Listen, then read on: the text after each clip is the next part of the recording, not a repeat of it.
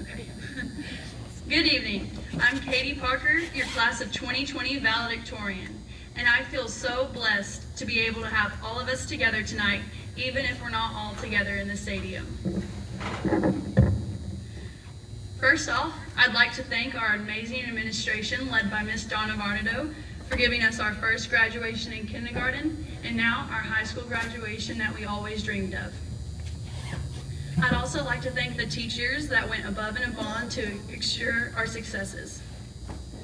I'd like to thank all the devoted parents sitting out there that were always working to give our class everything we needed, especially when y'all helped replace the senior events we thought we'd lost. You guys have treated each of us like we were your own and always made us feel loved. We are so thankful for y'all's devotion to us. If you would have told me my freshman year of high school that I was going to have a normal graduation ceremony, I would have told you, of course, why not? If you would have told me this at the beginning of our senior year, I would have said, well, obviously, that's how every graduation is. But if you would have told me this in the middle of April of this year, I would have told you you were dreaming. When I was thinking about what I wanted this speech to be about, I really had no idea where I was going with it. While I was brainstorming, I got a fortune cookie with my dinner that said, "Do not put off till tomorrow what can be enjoyed today." See, what I've learned these past few months is that when we get comfortable with our lives and start to expect aspects of our lives as a given, we forget to appreciate certain things. There's been times when I've thought back on moments in my life and I've thought, I wish I would have enjoyed that day more, or I should have spent more time with this person or that person, or this, that, and so much more. I don't want to take things for granted anymore, and I hope you guys don't either.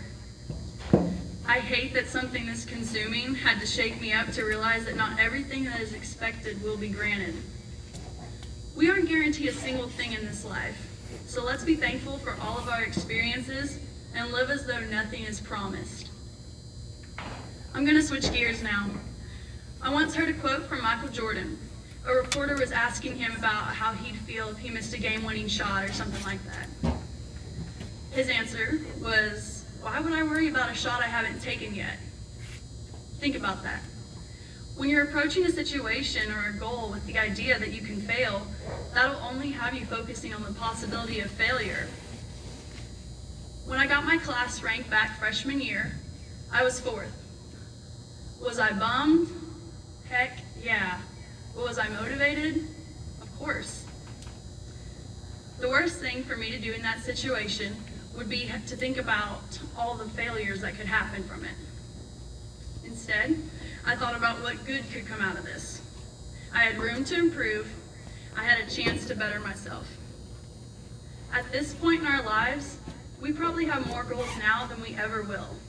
One just probably popped into your head. Don't put those off. Don't think about what could go wrong or what might get in your way.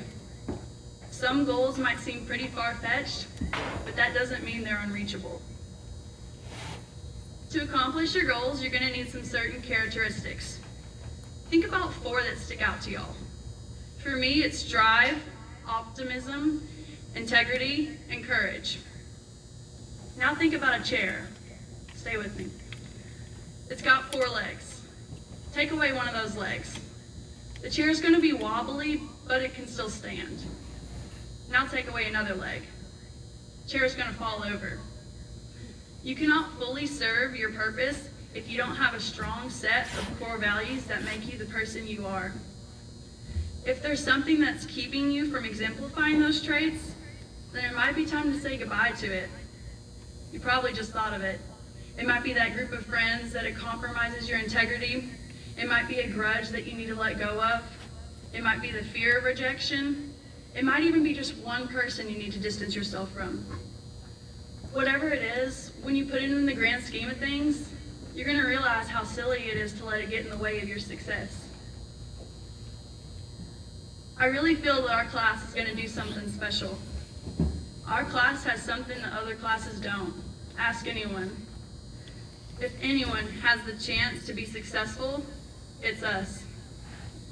We've experienced so much growing up together, from kindergarten graduation turkey trots, field trips, wildcat corral, field day, readathons, junior high dances, surviving Miss Snow's class, singing the school song with Coach Isaac in the gym every morning, our first time on the court, the track, or the field, August 2-a-days, meet the Wildcats, Friday nights, bus rides, Carl Azus with Coach Shipman, meals at the crawfish stand, Mr. Hedrick's class, I know y'all remember that one, watching Selena with Miss Marsh, listening to Mr. Mitchell drumming on his desk, getting our class rings, our senior nights, getting our caps and gowns, finding out that our last year together ended in March, way before it was supposed to.